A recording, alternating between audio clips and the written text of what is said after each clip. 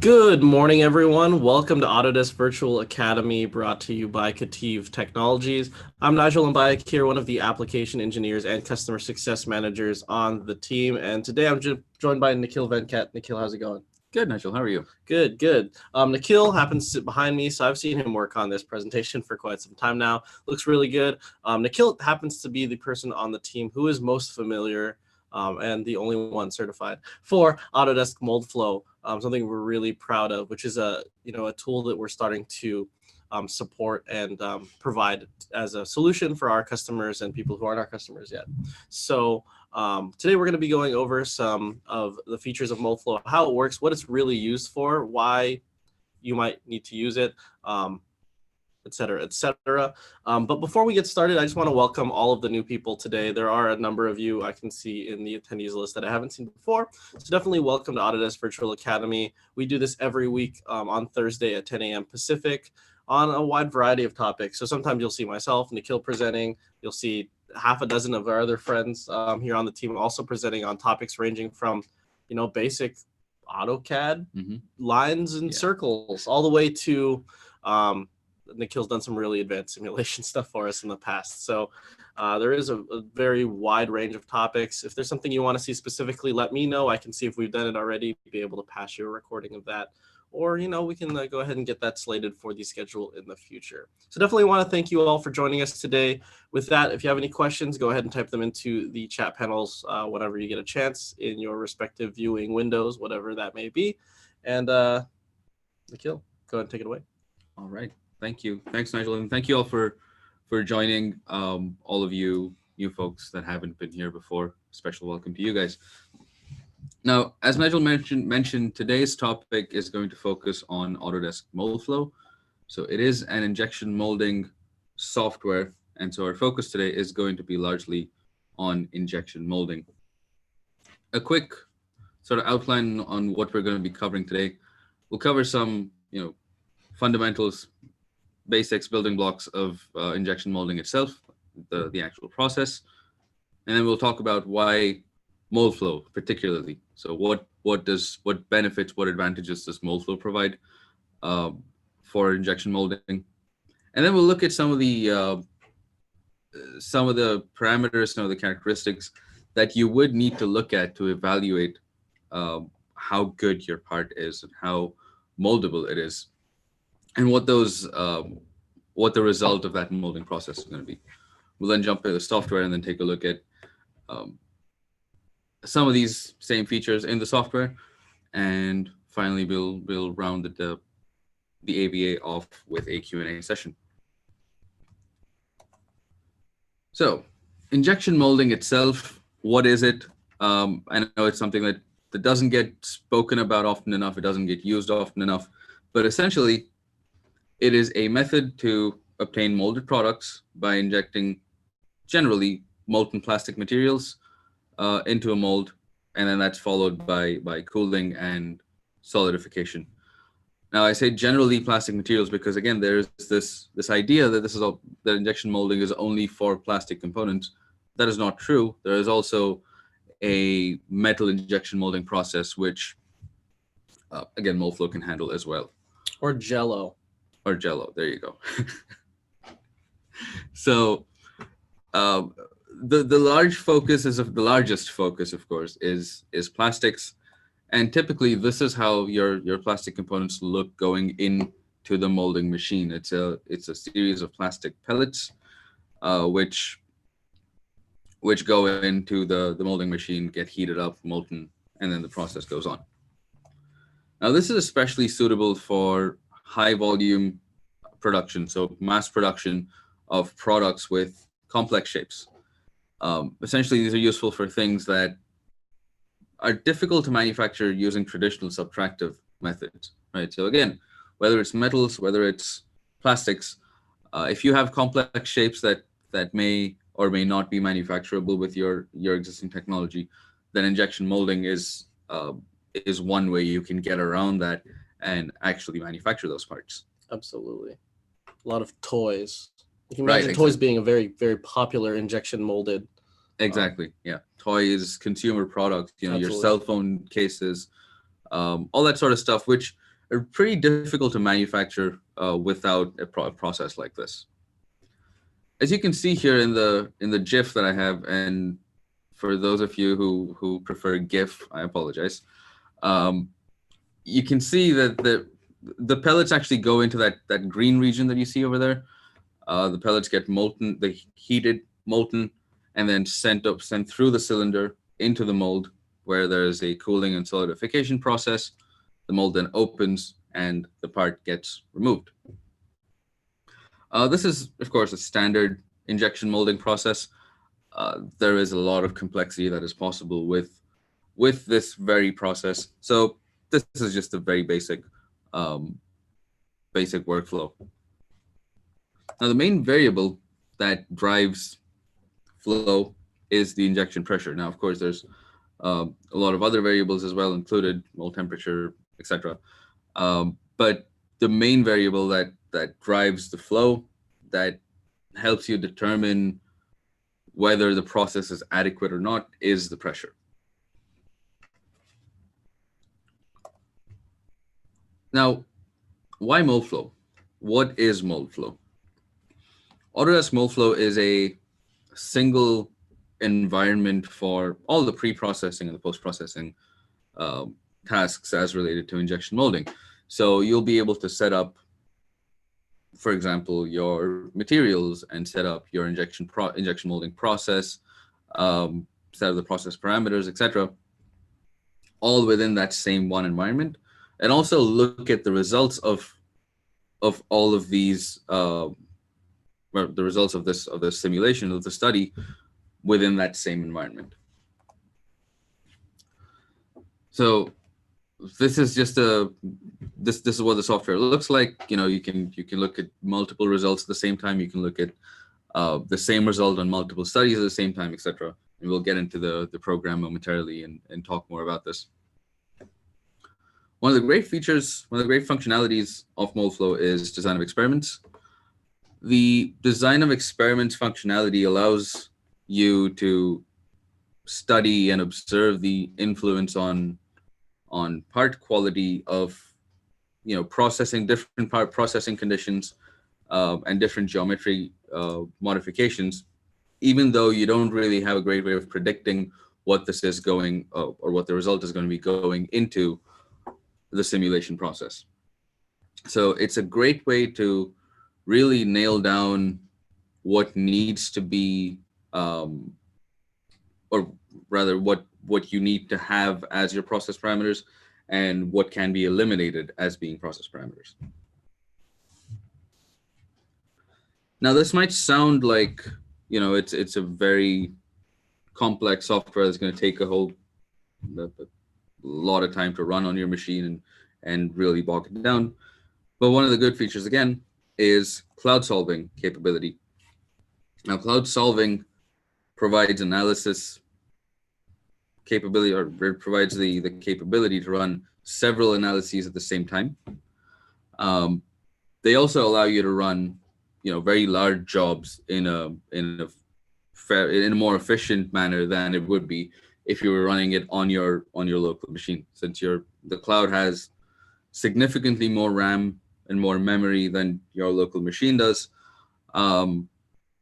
cloud solving really can truncate and streamline your entire solving process.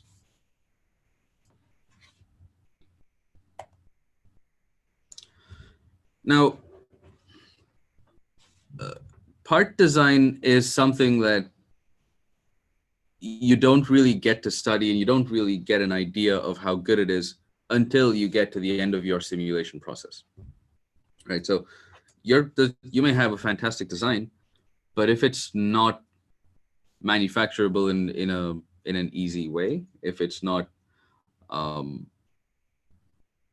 if you're not able to kind of nail down what the right parameters are, what the adequate parameters are for creating that part, then it's likely that the part itself will not behave as you expect it to behave. So, for example, one of the things that you will see on pretty much every injection molded part is well lines, right? You're likely to see some kind of well lines, and a well line is the line, the intersection that is formed when two flow fronts meet head on, right? So as you can see, the two arrows indicate that the meeting happens head on. Now you also have something called a meld line. So the first one was with a W, weld. Second one is with a meld line. And this is something that gets formed when two flow fronts meet and flow in the same direction, right? Now this is important because typically these well lines and meld lines are the regions where the part is the weakest. And so when you do finally analyze the performance of this part, you're likely to find that this well line is where the part is going to fail first, right? So there are ways you can get around that, but if you cannot, then the basic idea has to be to minimize the impact of the well lines, and also to make sure that they're in areas that are not necessarily critical. Now, another way you evaluate part design is by studying what is called hesitation. Now, hesitation is nothing but slowing down of the flow front. So as you can see on the first image here, on the top image, the gate is actually closer to this rib. And so if you notice here at the top of this rib, there's no flow. Not very little, but there is no flow whatsoever. Now, one way you can go ahead and fix that is by choosing a different gate location, and a gate further away from the rib is going to lead to some flow in that at the top of the rib there, right? One other way you can do it, one other way you can limit or reduce hesitation is making the wall thickness itself as uniform as possible, right? So to summarize with hesitation, the two things that you would look at is wall thickness and, of course, how far or how close the gate is to thin features. The further away, the better the flow is going to be.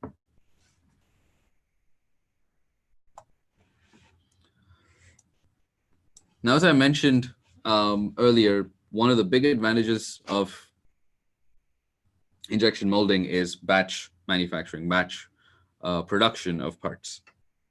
So when you're producing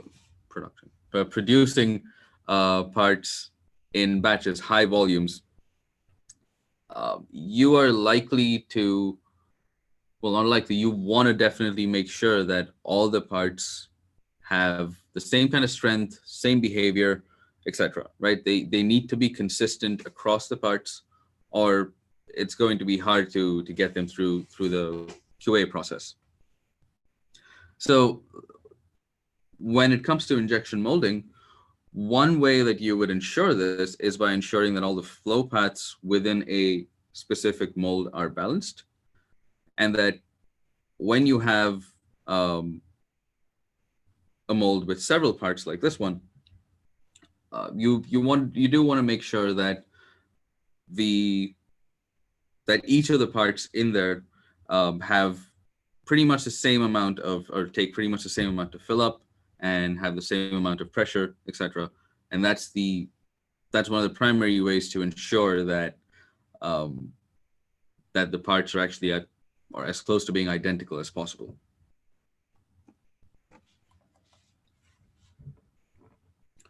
Now, similarly, another thing that you can absolutely look at to ensure that your part is designed correctly and that the flow is adequate is looking at the pressure gradient. Now, the most efficient filling pattern has a perfectly constant pressure gradient, but of course, there is no such thing as perfectly constant in reality. And so the intention is to get as close to a constant pressure gradient as possible. As you can see, this curve here is fairly smooth. There are some slight ups and downs here, but for the most part, you can consider this to be a constant pressure gradient. The only areas where you see pressure spikes are at the start and at the end of the process. And that is expected. If you see pressure spikes in between during the filling process, then that typically indicates that there is a problem with the flow balance. Okay. Now let's jump into the software itself real quick. Oops. Let me move this over. Okay, there we go. So let's just preface this too. It's like Moldflow is a completely separate application than the design application. So you would design something in Inventor, and then you'd go ahead and then analyze how this would work in your injection molding via opening Moldflow, which is a different piece of software. Just wanted to make sure that was clear. Yep, exactly. So it's a separate piece of software, it has its own license. And there are multiple flavors of this as well. I don't want to get into all of that right now. So if you're interested in learning about some of the different flavors, versions, I guess, of Moldflow, then feel free to reach out to one of us, and we'll be able to help you with that. But what I have here is actually a really, really simple looking part, right? So it's a thin wall structure. It's got a couple of these ribs here, but other than that, it's a very simple part. Right now, if you notice here on the left, I've got 3 different studies on the same part. Right, so it's the same snap cover, but I have 3 different studies going on it. The reason I have 3 different studies is because I'm not quite sure what the best gate location is going to be. So the first one has a gate at the top. The second one has a gate on the side. And the third one has 2 different gates, and it's also a different type of study. Okay. And these gates are just where so just correct me if I'm wrong here, is where all of the plastic is entering the mold. Right, okay. Exactly. So the gates are the locations where the plastic enters the mold. And you can specify as many gate locations as you want here to try and analyze what the best configuration would be and the best setup would be. And it's molten plastic, just to clarify. Okay, so this is a study that I already have solved. As you can see, we have a whole number of results here. So some of the quick and easy things that we can look at, for example, are fill time. So if I'm looking at the fill time, I want to make sure that based on the gate location, the time it takes to fill the entire mold is fairly constant. Right? I don't want one side filling much quicker than the other side. So if I go into the results, I can look at an animation of this. And as you would expect, this is a symmetric model. So the fill time is actually fairly constant. Now, some of the other things we can look at, I did mention weld lines. So we need to look at where the weld lines get formed. And in this case, the weld lines are the ones that you see over here, the ones that you see in color, right? Now, some of these are, it may seem intuitive that these are going to be the weakest areas of the model, especially regions like this, right? If you've got some experience with FEA, then you'll be able to tell quite intuitively that these regions would be the weakest regions. And this really confirms that suspicion. It confirms that intuition, I suppose. Right, now, another thing, and I didn't talk about this previously, but typically what happens with any injection molded product is since you have a high temperature at the beginning and you have molten material at the beginning and then that's solidified at the end of the process, you are likely to see a ton of shrinkage. Well, not a ton, but you are likely to see some shrinkage in the part because, well, materials shrink as they're cooled. So usually you're designing your mold to a volume that at a certain size that is higher than the actual part size. So for example, I can look at my volumetric shrinkage here, and I have a total shrinkage of 12%, right? That's the highest amount of shrinkage that I have in here, which, again, depending on the nature of your process, it might be too high, it might be okay. It comes down to how much, what ability you have to minimize that particular shrinkage. So volumetric shrinkage is one part of it. It's something that you expect to happen in every single molded part, right? Every single molded part, once it's cooled, will shrink a little bit, but that shrinkage should be predictable. If you're molding products, then you need to be able to predict how much the part's going to shrink inside the mold, because without that, you are not going to be able to design the mold correctly. Now, in this third study here, the one with 2 gates, I actually have another quantity that I've solved for, and that is warpage. Now, warpage is what you really, really want to avoid, right? Shrinkage and warpage are quite closely related. Shrinkage just means that the entire part just gets scaled down, right? The size just scales down throughout almost constantly, almost evenly. Warpage means that there is a movement out of the plane in which it's supposed to be. So, for example, we can see that there is warpage in this region because it's not just that this surface has actually shrunk, but it's actually gone out of the plane and it's kind of lifted up on one end, right? This needs to be minimized as much as possible, because while shrinkage is something that is predictable and it's something you can design for, warpage is something that you need to take into account in your process settings, right? So keep in mind that there are 2 important quantities that you need to look at. One of them is predictable. One of them happens, regardless of how good your process is. The other one, that is warpage, depends on the accuracy and the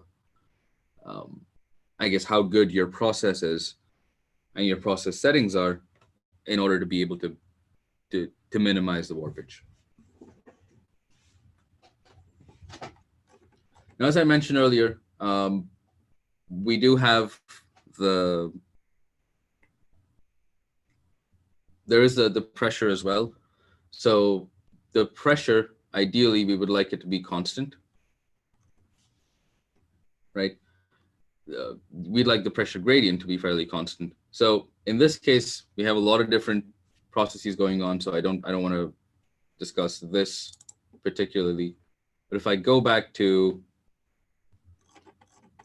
just the flow, then I can see that the pressure at the injection location, again, notice how there is a peak and then it all of a sudden drops and then drops down to 0. So this is not an ideal pressure curve, right? This is not an ideal pressure gradient. There are certain things in the process that we would have to go in and improve in order to improve the pressure gradient here. Now, you may have noticed that there are different sets of results in each of these. The reason for that is the way I have this set up, right? So in the analysis sequence, if you look in here, you can, for example, if you don't know the gate location, you can actually have Moldflow tell you what the best location of the gate is going to be. If you don't, for example, if you want to understand what your molding window is, understand the behavior in your molding window, you can have it tell you that. What I did initially was, for the first 2, was just a simple fill and pack analysis, which basically is just the flow analysis, right? For the third one here, excuse me, I also did a cooling analysis, a fill pack, cool and warp analysis, right? So depending on how detailed you want to go and depending on what stage of the process you're actually looking at, Moldflow will let you go through each of these individual, sequences, or each of these individual sub processes, and really optimize and analyze each one of those, right? Now, if you have a more complex part, if you would like to understand the cooling a little better, then you can also use the FE, the finite element analysis method, FEA, for the cooling analysis. And this will give you a little more insight, a little more detail as to how that cooling is ongoing.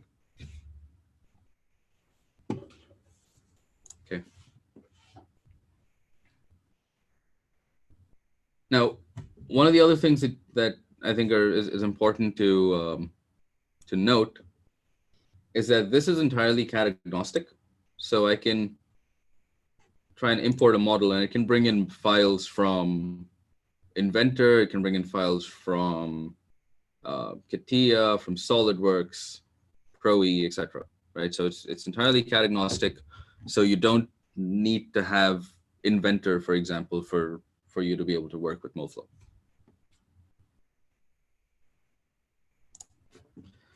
Another question that we get an awful lot about Moldflow is materials.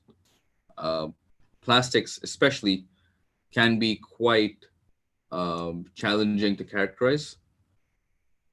But Moldflow itself actually has thousands and thousands of materials in here, right? The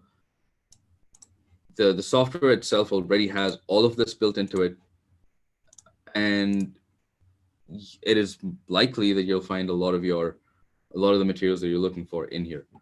Now, if you don't find it, if you've got custom materials, then you can always work with your material supplier, because it is very likely that they also have access to Moldflow, and they will be able to create that file for you so you can directly import it. Okay. Couple of other little things.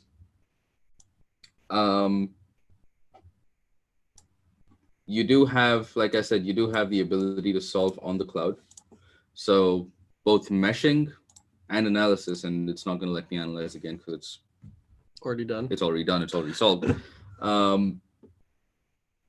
You have the ability to do both of them locally or on the cloud. Now on the cloud, again, is very simple. I was able to solve all three of these in a matter of 20 minutes, I think, on the cloud. On my local machine, it would have had to be sequential, so it would have taken probably a little longer. My machine is also currently, it's got a whole bunch of garbage in it, so it does tend to slow down a lot. So I just go in and start using the cloud really quickly, and it almost always is faster than what my machine can do, because I'm never doing one at a time. Okay. Now, other important things that you can make use of, one is reports, right? So you've got a report wizard that you can use to create a fairly comprehensive report, which you can go in and throw all of this information in, and it's completely customizable. There's also an API functionality that allows you to customize the entire report format itself. You also have a Moldflow viewer, a communicator, as it's called, which allows users to just view the results and the study. They don't necessarily need to have multiple licenses for that. All they need is the communicator, and they can open up the files and start looking at them.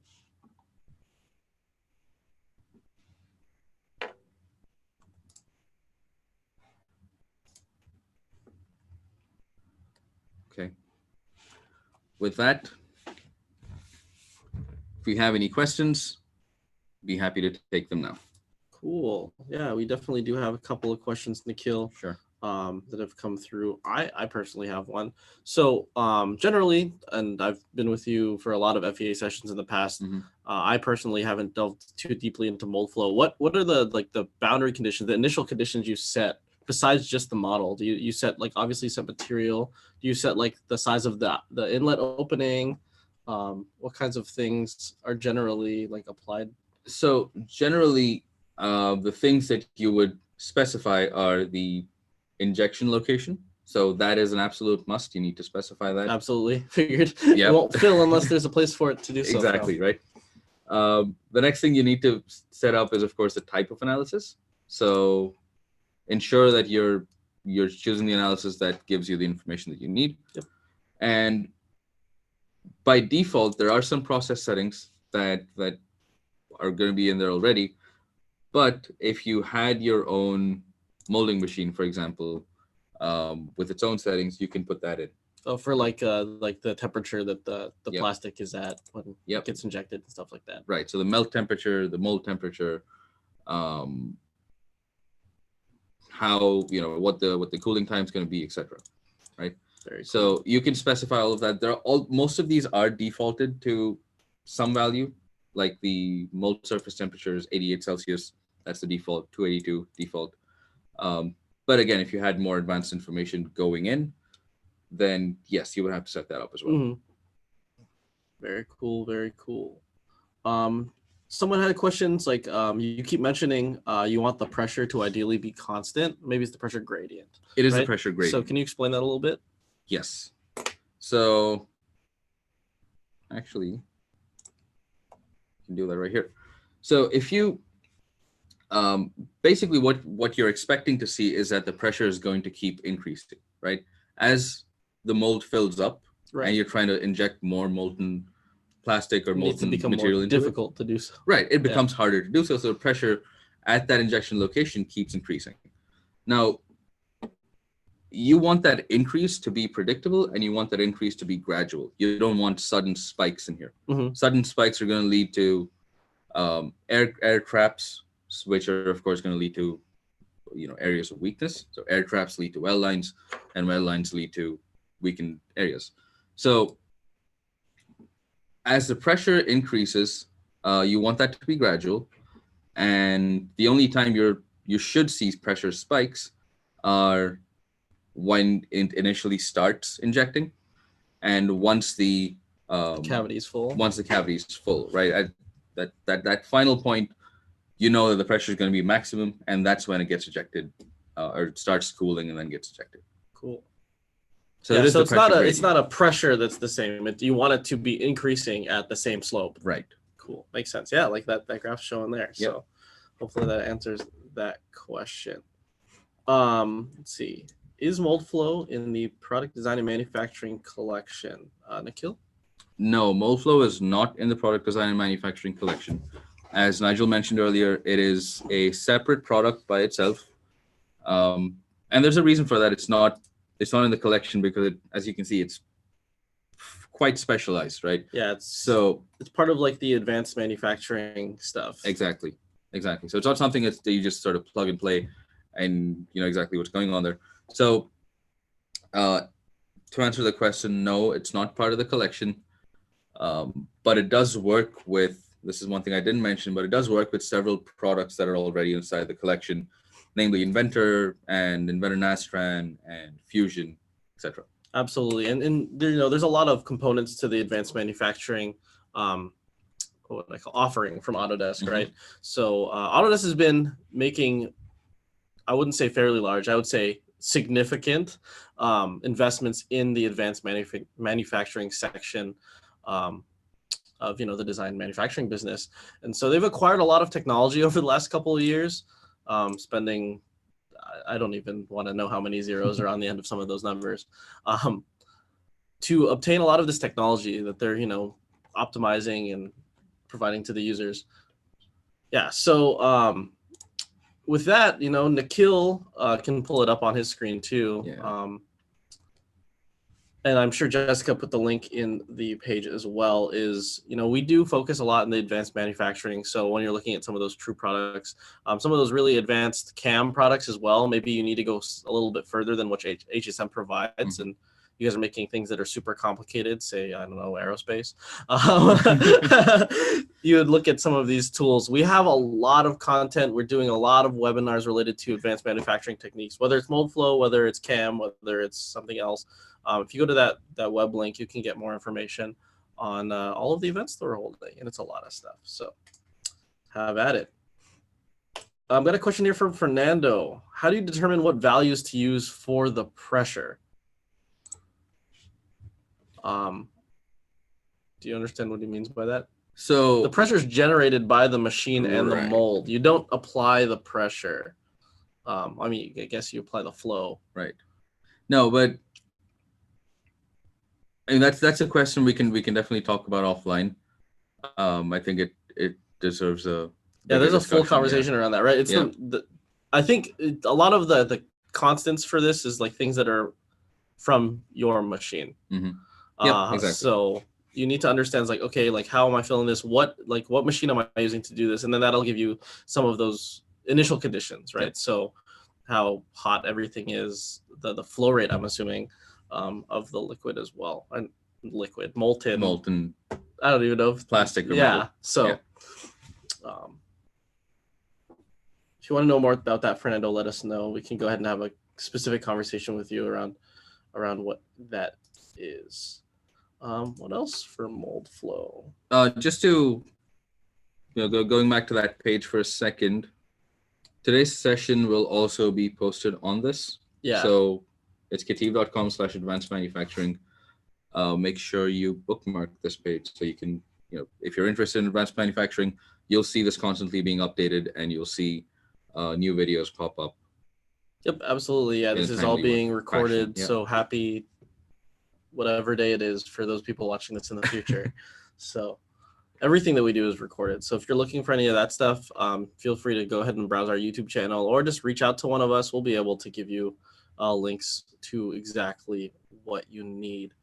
Just thoughts from everybody. What do you think about today's session? Is Moldflow something you guys are going to use in the future? Go ahead and type yes. Go ahead and type no. I don't know in those questions, and I'll go ahead and, that gives us an idea of how useful some of this was to you guys. And what we should do in the future are you guys doing injection molding? Are you guys doing subtractive manufacturing? I know advanced subtractive manufacturing is something a lot of people are interested in as well. Nikhil's maybe not the guy for the subtractive manufacturing.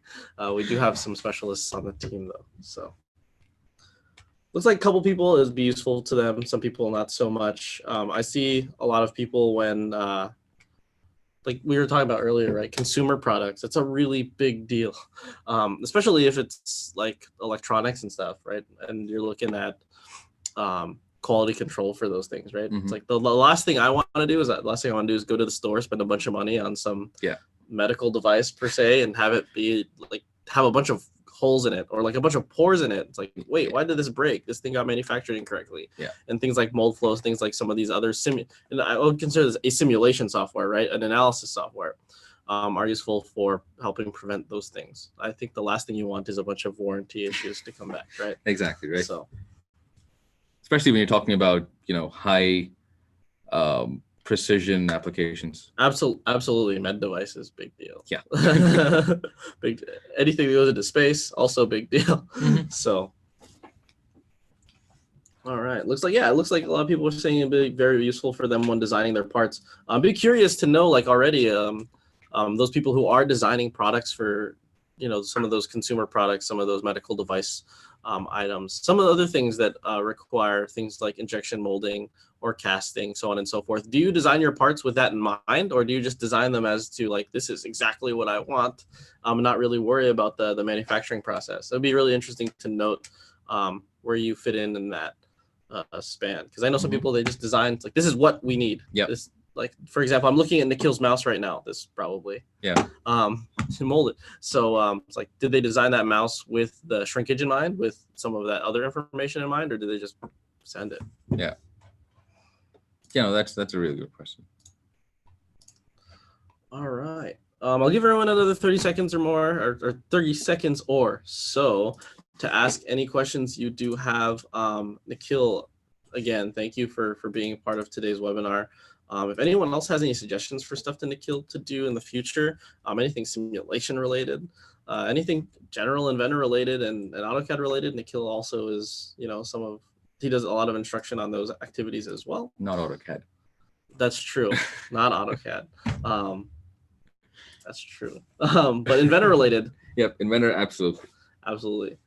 And then I'll make a couple of announcements for some of the AVAs here coming up in the next couple of weeks. So next week, we're going to be going over another tool in the collection. Not another tool in the collection, a tool in the collection, because this is not in the collection, called Navisworks Manage. It's kind of a model aggregation tool.